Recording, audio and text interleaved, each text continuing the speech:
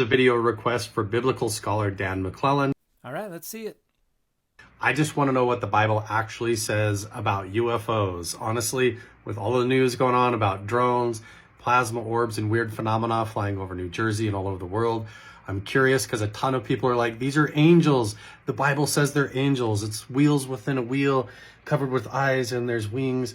And that's what we're seeing in these plasma orbs. Hey, thank you for a great question. Few things to note here. To begin, a lot of people have an overactive imagination.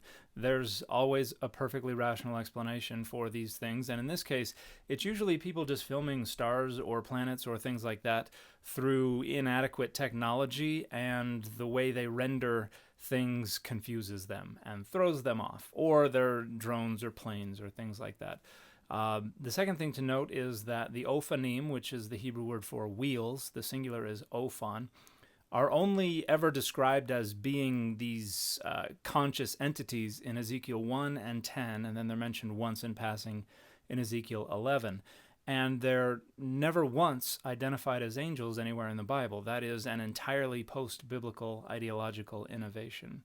So the wheels within wheels with eyes and wings and all that kind of stuff, that is just part of Ezekiel's apocalyptic vision.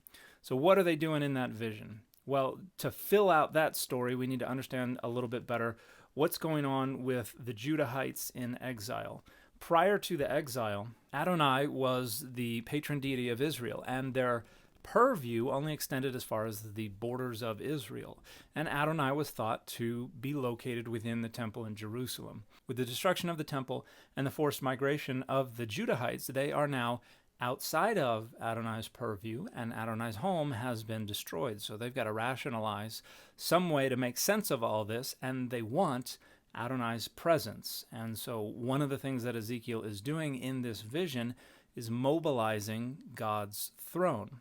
It's no longer confined to the Jerusalem temple because now it sits on a platform that has a bunch of wheels underneath it that can turn in all directions and can go really, really fast. So God has wheels now. So God is coming to visit the Judahites in exile in Babylon. And so Ezekiel is trying to evoke in the hearership and the readership this notion that God is still accessible, God can come visit us. And the author is choosing to go with this fantastical apocalyptic imagery because in this period that is very evocative literary imagery. So these have nothing to do with angels. Angels in the Bible are anthropomorphic entities. In the Hebrew Bible, they frequently are indistinguishable from humans, but in other places they have more divine radiance that gives them away as some kind of divine figure, but that's more prominent in the New Testament. But they always seem to be male-presenting anthropomorphic figures, not wheels with feathers and eyes. That is an entirely post-biblical innovation.